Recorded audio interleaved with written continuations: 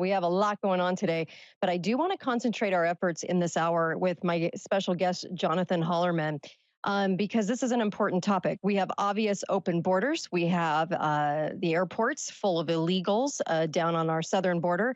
Intelligence is now prepping us, literally prepping us that there's lots of lapses going on. Maybe, something big's about to happen because of, their lapses, which I don't believe at all.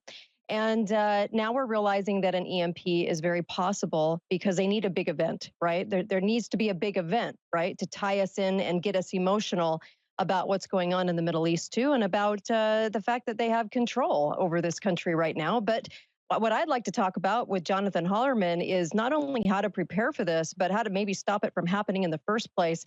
And I think Johnathan's on a mission to make sure people are very awake so we can stop this from going on in the first place. So Johnathan Hollerman, griddownconsulting.com and also emptaskforce.us. He is the Deputy Director, U.S. Task Force on National and Homeland Security, former military SERE, Survival, Evasion, Resistance, and Escape instructor, best-selling author on preparedness, electromagnetic Defense Task Force, Senior Fellow at Impact America, Secure the Grid Coalition, President of Grid Down Consulting. I could go on and on for an hour. Johnathan Hollerman, welcome. How are you? Great, Kate. Thanks for having me on.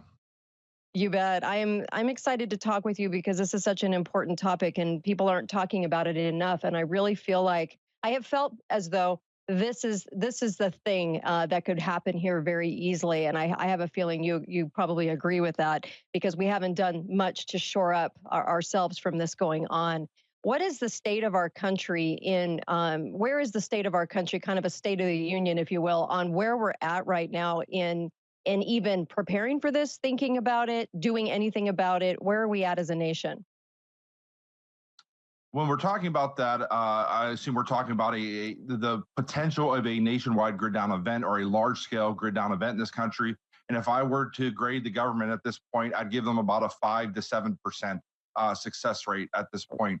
We spent over 20 years. The Congressional EMP Commission warned Congress in 2004 that a failure to harden America's electric grid and protect the American people could result in up to 9 out of 10 Americans dying through starvation, disease, societal collapse, because this type of grid down event isn't a short-term disaster. We're talking potentially being without the grid for multiple years before the first high voltage transformers come up. So since that time, the federal government has done next to nothing. I was a member of the Electromagnetic Defense Task Force, which is a joint military wargaming operation. All the alphabet agencies were there, and we spent 3 days wargaming a long-term grid down event in this country. And the American people need to understand that there is zero government plan, there is zero military plan, and there is zero plan at FEMA to deal with a nationwide grid down event. So the legislation that we've tried to get through, going all the way back to the SHIELD Act with Trent Franks almost 20 years ago, every time we get legislation into Congress, the electric utility lobby, they come in and they basically crush it. So we're in a spot where the American people don't understand the threats that this country faces. This is America's Achilles heel. And if we don't take it seriously soon, it could be very, very catastrophic. Let's talk about the electric grid and why it hasn't been hardened. Let's talk about electric utilities. You just brought that up, the lobbies. Will you expand on that a little bit more? Sure. So when you go and you buy a car, every car has to have a seatbelt. When you get on a plane, you just are reassured that the FAA is looking over those planes. When you buy a can of soup at the store, you just trust it's the FDA is inspecting those canning facilities. What most people don't realize, the electric utility industry is the only and the last industry in this country, major industry, that has zero federal regulation and oversight into it. So they basically write their own critical infrastructure protection standards. They enforce their own critical infrastructure protection standards through an organization called NERC. That's a North American Energy Reliability Corporation. And that is kind of their overarching lobbying organization, but it's also their enforcement mechanism. So how this works is an electric utility company will write their own SIP standards. If they break their SIP standards or cybersecurity, they're required to turn themselves into their own industry. Their own industry sets the fines. They pay the fines back into their own industry. And we are not allowed at this point to find out who's breaking what critical standards because as of the last couple of years, Chief Master Sergeant Mabee was sending a bunch of FOIA requests, and they put a stop to that because they now say it's national security. So we're not even allowed to know who's breaking the own standards they wrote. So you have this organization called NERC, and not to make it confusing, this isn't Sesame Street, but you also have FERC, which is a Federal Energy Regulatory Commission that oversees them. But they have no legislative authority. They tell NERC to do things all the time. NERC sometimes takes it, sometimes they don't. But the federal government cannot force the electric utility industries to harden the grid. And I'm happy to talk. There's a lot more in depth into that and why and kind of the reasonings behind that. But jeez, yeah, you can expand a little bit. I feel like we don't really realize all the red tape, all of the things that prevent anything from happening that could actually stop this. But it's all kind of embroiled into these little acronym agencies, right? I mean, there's so much of this that you have to go through to try to get anything done at all, correct? So it's just mired in red tape. It doesn't matter if we're talking about the DOE or FERC, all these agencies that are supposed to be looking over the civilian electric utility industry, that it's a revolving door with retirees and industry lobbyists and executives. It's a revolving door with government, just like a lot of other industries. But that's one of the issues. I can give you a billion reasons right off the top of my head. That's because the electric utility lobby has spent $1 billion, that's with the B, dollars just in the last 10 years. And that's just lobbying in DC. That doesn't include all the lobbying they do at the state level. So they spend more money than big oil lobbying in DC. The only industry that's got them beat is pharmaceuticals.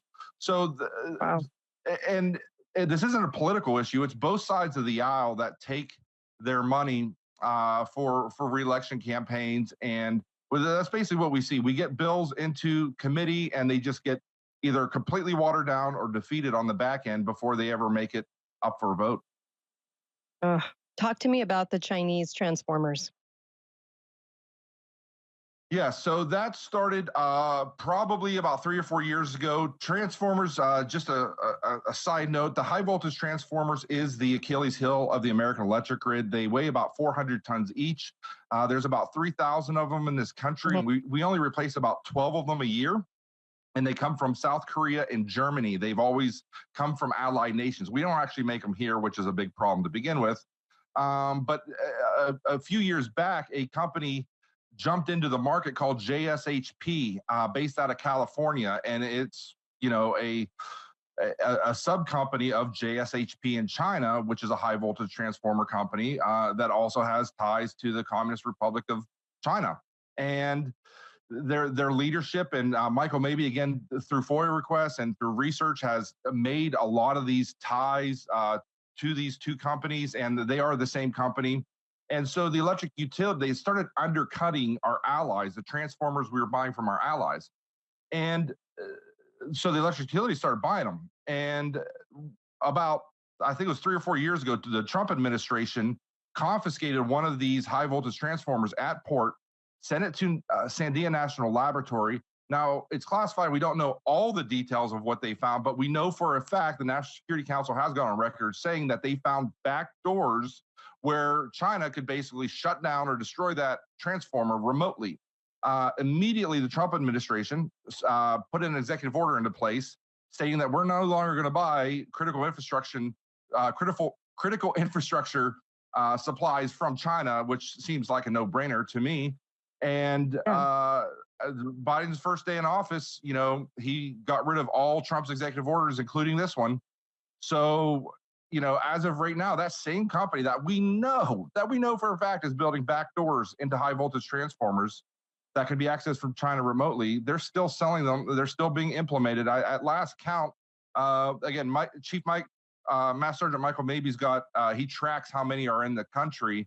I think it's something like 20% of New York and Las Vegas are controlled by these Chinese transformers, and they're scattered throughout the country. So this is just, it's kind of absurd that we know what they're doing and we're still using this equipment from this company. And not only back doors, if something goes down, in order to fix it, they hold the cards, they hold the parts. It's almost impossible to. Yes. Yeah, these high voltage transformers, they're built specifically for each location. I mentioned they're 400 tons.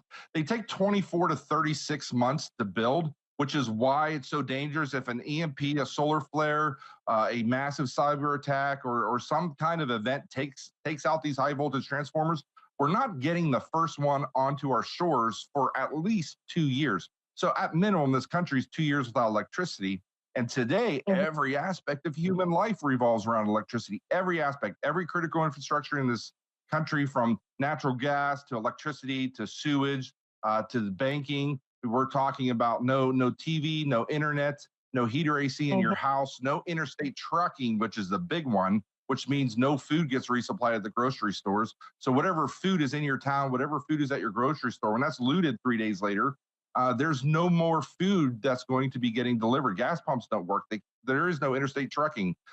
You're looking at large cities that have their red lights, and their lights are all going to go out, and so you're going to have gridlock traffic. The police aren't going to be able to get around. 911 doesn't work. The police radios and the fire department radios don't work. Even if they could get somewhere, there's no water pressure in the water mains to even put out a fire. I mean, I lived in many years in the city of Pittsburgh, and there's a lot of old row houses, and I mean, there's entire sections of Mhm. town. If it's wintertime, somebody tries to do something to heat their house, and a house catches on fire, you could lose entire sections of that city from fire. So this is a very serious, very real threat. Like I said, the Electromagnetic Defense Task Force, the EDTF, we studied this for days and days and days, and it was just a completely eye-opening thing for me. If you don't care, I'll keep going on some of my experience there as Please, well. please Okay, do. because a couple of the big things that shocked me, that was a wargaming event, LeMay Wargaming Institute down at Maxwell Air Force Base, and the last one here was 2019. And a couple of the things that came out of there is our Nuclear Regulatory Commission.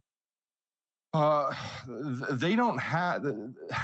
They only have on. They're only required to have up to 7 days, unless it's changed since then. 7 days of backup diesel on location for the uh, diesel pumps that keep the water flowing over the spent fuel rods. Okay. So if you don't know, all the spent fuel rods from a nuclear facility have to be kept on site. You have to have consistent water flowing into those cooling pools, or it's going to overheat, it's going to steam off, and then you're going to have an explosion. You're going to have a Fukushima. So those, what we found out, that their diesel generators had never been EMP tested. If that's not the biggest oversight in history, the one thing we want running those pumps, because we have 99 nuclear facilities in this country, so those had never been EMP tested.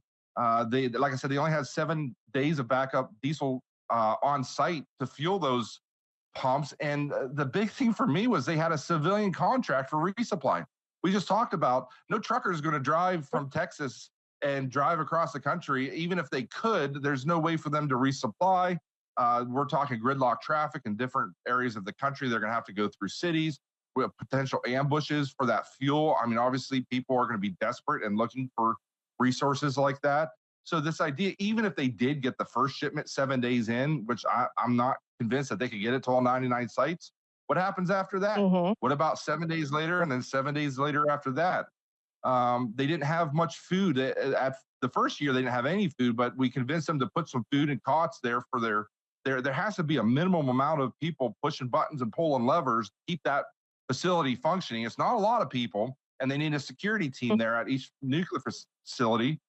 And what we discovered was they put stuff there, and I brought up the point. I was like, if you expect these critical people to stay there, you have to bring their family and their children in too. Like this idea that some guy, out of the kindness of his own heart, when there's looting and rioting, the world's falling apart, he can see the town over the hill where his wife Mhm. and kids live is on fire. Sure. That guy, that gal's going home. Period. The security Right. team, they're going home at some point to check on their wife and their kids. So and they're like, oh, we can't do that because of security clearances, and it'd be too difficult for children. And I was kind of like, so what? Just put the extra food and cots there. Just put it there, and Right. make it a game day decision after the fact. But So, I don't know. There were so many things at that conference that I discovered the complete lack of any kind of centralized plan to deal with this type of event. means that, the Hollywood movies where there's box trucks rolling down past on our MREs, none of that stuff's going to happen. The military Right. bases are 99% reliant on the civilian electric grid. They've warned Congress, if we lose the electric grid, the military has said that they are unable to function. They have less than 48 hours of backup diesel on their facilities. They have their food comes on a truck every 2 days onto the base, just like everywhere else. They have civilian chow halls. None of that equipment's going to function to even cook the food. There's so, and we're just scratching the tip of the iceberg of how devastating a nationwide grid down event. And we just can't seem to get the legislators to take this seriously and harden our grid when Russia's already got their grid hardened. China's hardening theirs. Israel's got a mostly hardened grid. They've been working on that for a while, but we're the one country that's most susceptible to this, that we're not really doing anything. I have a feeling that those that actually run the country really like it that way. And we talk about like a nuke attack on a city, but a nuke attack, or we talk about some of these things that could come, but this is actually the one thing that could come that isn't talked about. This is what I fear. This is the real wheel of fear is what happens a week later? What happens when all of this comes down? Because we've seen internet outages, but the internet's a small slice of this. What happens when even just that happens? We see havoc. So can we even imagine what it looks like a week later after a total EMP with no facilities, no sanitation, nothing going on? And I can't even imagine that. And so when we come back after the break, I want to talk about what people can do. And I mean, seriously do, because there's a lot of ideas, build a fortress, do all of these things, but you actually have some ideas that are probably a little bit less talked about, things that we don't really get into on the air. And I think that this is going to be really interesting for people to listen to, because there's a whole nother side of this is think this out kind of mentality. What does it actually look like? What should you do? What kind of place should you be in? And that maybe doesn't draw attention. And also, what are some of the things we can do as communities? Because the last thing I'm going to do is rely on the FEMA, because FEMA makes a mess of every single thing that they do. Look what they did to Maui. So I don't rely on FEMA or the government or anything. We've got to rely on ourselves. From the Kate Daly Show, nice to be with you today. And a sobering topic. I mean, I don't, me, jump off a bridge radio, but at the same time, this is actually a real fear instead of all the wheels of fear that the government hands us. But I have Deputy Director, U.S. Task Force of National and Homeland Security, Johnathan Hollerman, who's on with me today, and an important guest, because you need to listen to where we're at right now as a nation, because an EMP attack could remain anonymous. It could be devastating. It could take our nation down. And I don't think we realize the fallout. In fact, there is obviously cause for concerns when it comes to supply chains, because that's one of the biggest things that would happen as well. And not only that, but straight up violence. So there's a lot of things that can happen. And I kind of want to walk through what a week like this looks like after an EMP attack. And there is a documentary, Grid Down, Power Up documentary. Will you tell people how to find that, Johnathan?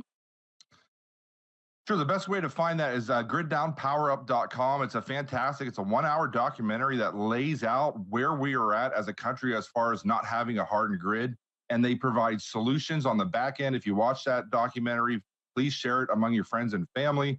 On the back end of the website, they have the ability to write letters to your legislators to try and convince them to act on this legislation. It's a fantastic documentary. It's narrated by Dennis Quaid.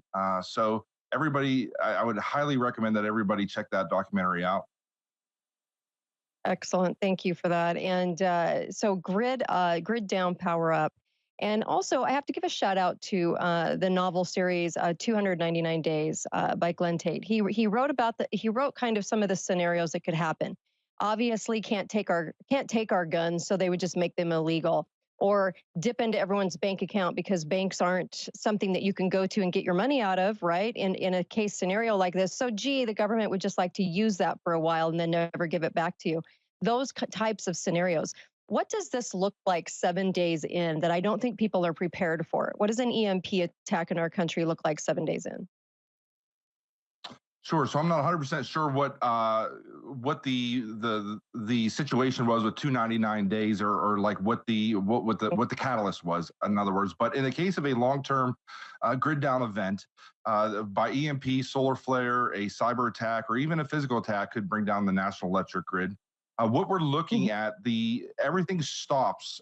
The Congressional EMP Commission called it a continental time machine, sending us back Mm. 200 years civilization.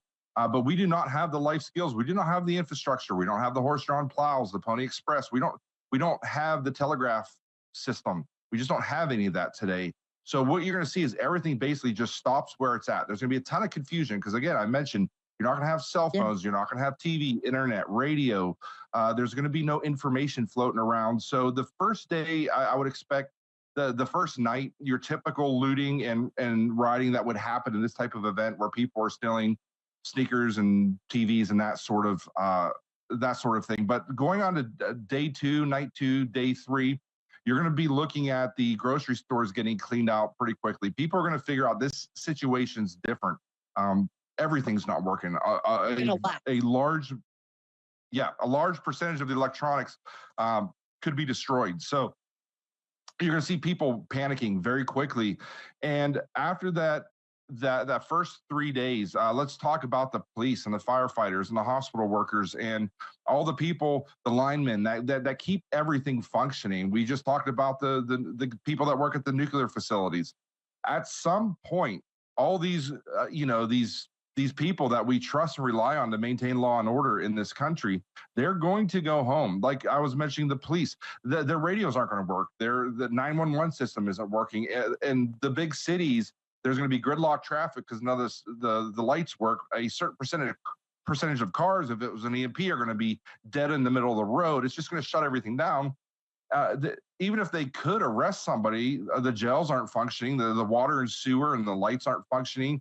I'm sure the judge probably isn't coming into work after day two or three. Well, it's just, what do you do? And the You do. firefighters, they're not going to be able to function. At some point, these people, justifiably so, are going to go home and take care of their immediate families. And I don't blame them for that. Same with hospital workers, nurses. They're going to run out of supplies. The backup generators, if they've been needing EMP hardened, are going to run out after a couple of days. So, and the hospital's going to be overwhelmed.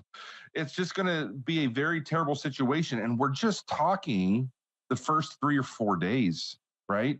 So if you start fast forwarding forward, you get to 2 weeks, 3 weeks, when most people at that point have eaten through all the food in their house. I mean, the rioting and looting is going to escalate and escalate because there's no police, there's no military, there's nobody to put that kind of event down. So that's going to be escalating. Violence is going to be escalating. When people really start running out of food, this is where most Americans, the legislators, the utility executives, they don't get the aftermath. They don't understand what's really coming for this country. At the end of the last Mhm. EDTF, General Quash and the leadership had asked me to write a report. My background as a SEER survival instructor, I had some experience with going without food and dealing with people, putting them in hunger situations. But I Mhm. spent many years researching starvation. I read Philip Zimbardo, the Minnesota starvation experiment, looking at different Hold psychological studies, but more importantly, looking at history, the Holodomor, the Chinese famine, the Bengal famine, what happened in Bosnia, the conditions in the Warsaw Ghetto, and so they asked me to write a report for military training there at the LeMay Wargaming Institute on starvation. So I have that report. It's free to download. It's 122 pages long. It's called Grid Down: Death of a Nation: The Psychology and Physiology of Human Desperation, Starvation, and Living Without Rule of Law in a Prolonged Grid Down Event. I realize it's a long title, Grid Down: Death of a Nation, okay?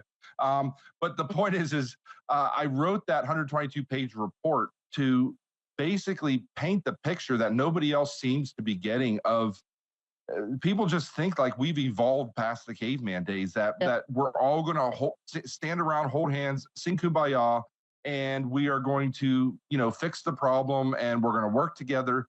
And I would agree that is true. As a nation, we've proved that time and time again for the first week or two.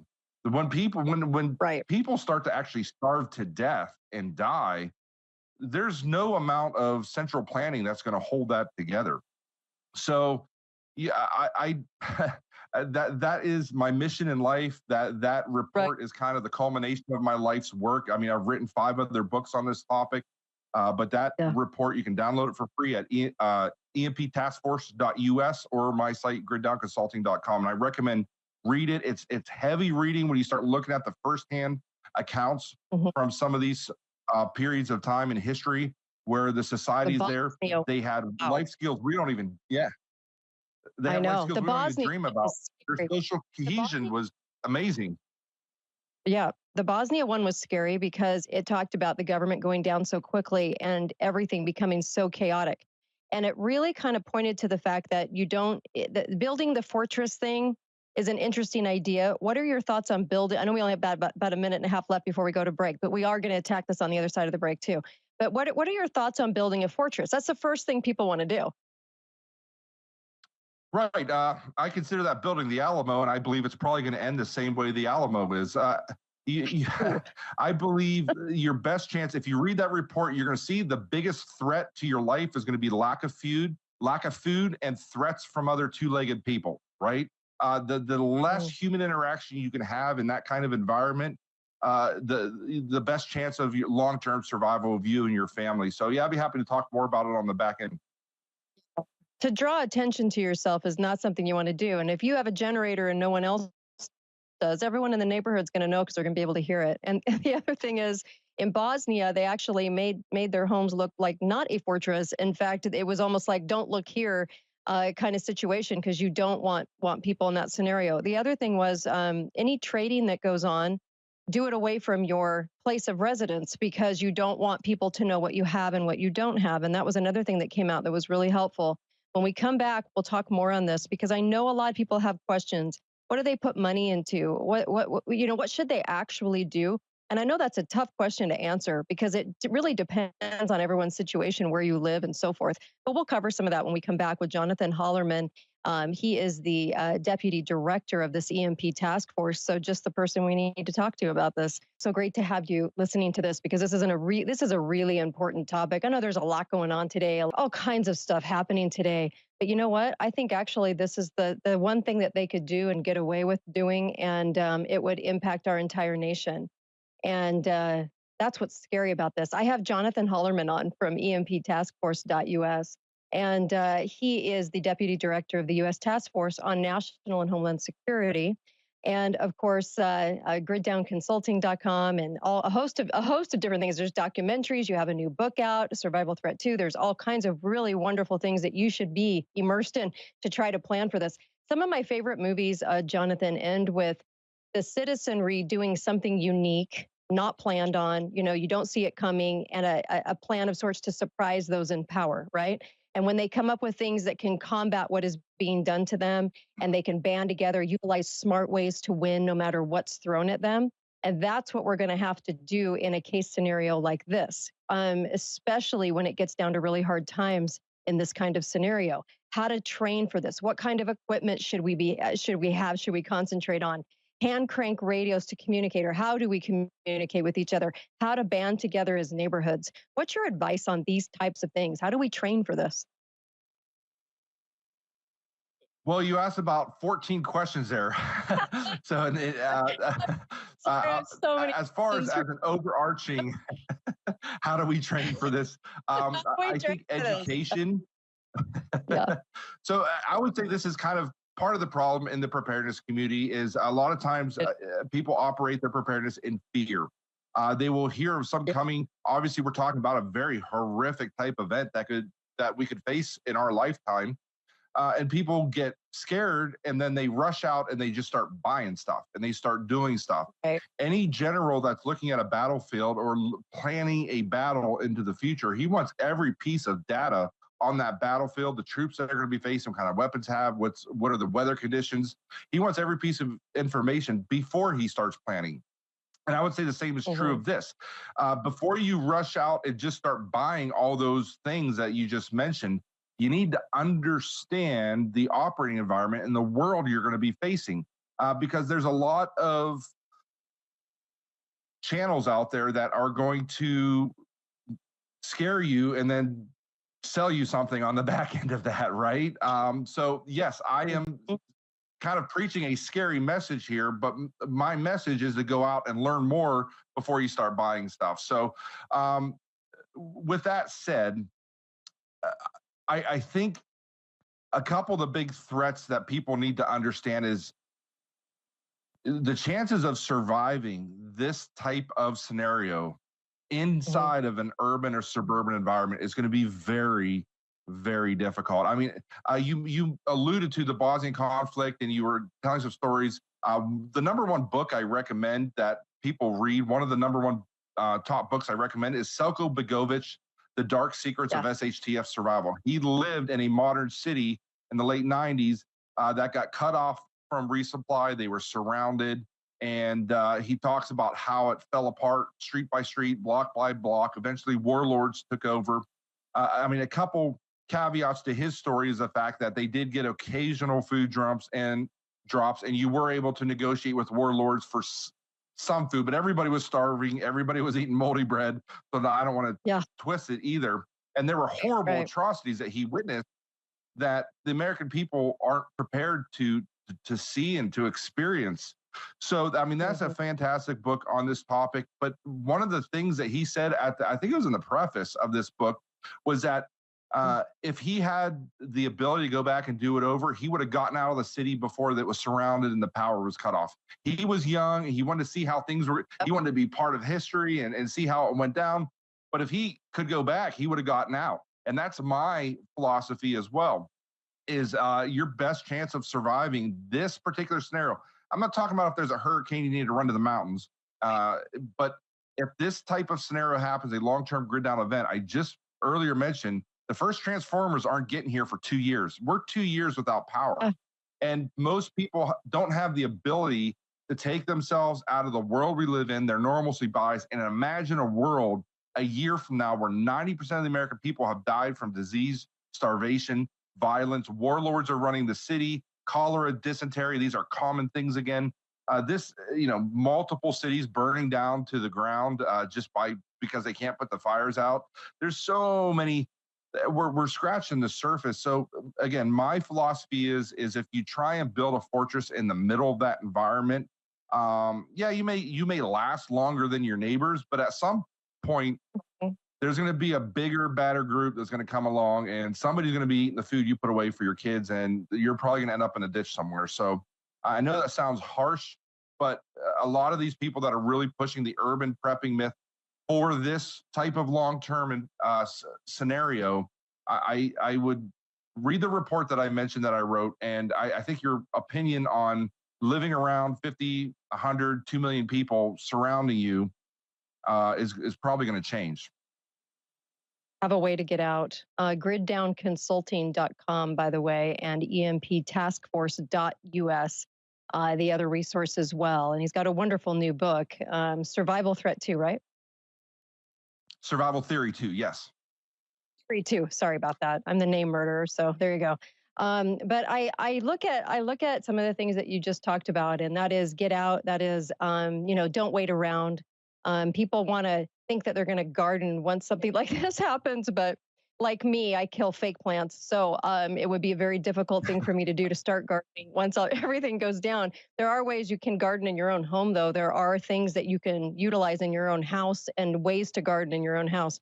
But again, a lot of it utilizing electricity. We don't realize how much we are dependent. And when you were talking about the past, we are so dependent on electricity. And so we think we're smarter and better than all the people that lived centuries ago, which is so untrue. We're actually just more dependent than anyone else in history without realizing it. Yes? 100%. Every aspect of human life Yeah. today revolves around electricity. Yeah. People just don't understand the gravity of that statement. But nothing functions. We just don't have the life skills. Back in the early 1900s, over 30% of the population farmed. Today, it's less than 2% of our population feed the rest of the other Yeah. 98%. And I would say the Yeah. 2% that grow those farms is large scale farming, and they don't have Right. the knowledge Mhm. on root cellaring and yeah. Yeah. So Yeah, and think about the fact that you go and you think, well, I can go get another tank of gas and I can get somewhere. Can you? Because those rely on internet too. So if you have a place that's far away, how are you going to get there? And is it reverting back to pioneer times at the very least? Who knows? It's just that I know that when people are in this circumstance in a hurricane, I had a sister-in-law that was, and she said my whole day revolved around cooking one meal, one big meal, and it was the entire day that it took to do that without all of these methods. And we don't sit and look at some of the equipment we have and utilize it. We just save it for that rainy day, but that's pretty dangerous too. I mean, we should be in a situation where we're kind of living some of these circumstances out just to see how everything works, shouldn't we? Absolutely. Maybe. So a lot of people want to talk about survival skills and like there's this idea that you're going to go live off the land, live off the mountains, Right. like the Legend of McDodge, and everything's going to be just fine. Uh, Right. 99.5% of the people that claim they're going to do that do not have. I've actually done that for long periods of time in my SEER training. And most people Uh-huh. do not have those life skills. And even if you could convince me, you know, you were raised by a Yeah. pack of wolves in Alaska, left on the side of the road as a child, and you actually have these life Right. skills, you can't convince me of the other Uh, 99% of the people in the same patch of woods as you that are fighting for every last deer that doesn't exist anymore. So right. it's just that's not a good strategy is to try and go live off the land. But as far the thing you need to be focusing on are traditional life skills, gardening, canning, root cellaring. These are the skills that Mhm. our forefathers knew that crossed the Great Divide that we don't have Yeah. anymore. And those are the type of skills that you. And one last thing, like a garden. Most people don't realize how large of a garden you need to grow to store to live until the entire next harvest season. I mean, you Right. have to grow an incredibly large garden. You have to understand how to store it. Yeah. And most Yeah. people that buy a seed vault and a book on gardening and they think they're just going to wing it when the time comes, I got news for you. You're going to fail that first year and your life depends on it. Yeah. We need to get more prepared, spiritually prepared. We need to get physically prepared, get Amen. healthy. So thank you, Johnathan Hollerman. I'm so glad you joined me, U.S. Deputy Director of the U.S. Task Force on National and Homeland Security, griddownconsulting.com, and of course, Survival Theory 2, the book. Go get it. Thanks so much for joining me. Scary, but thank you. I really appreciate it. SE Wolverines!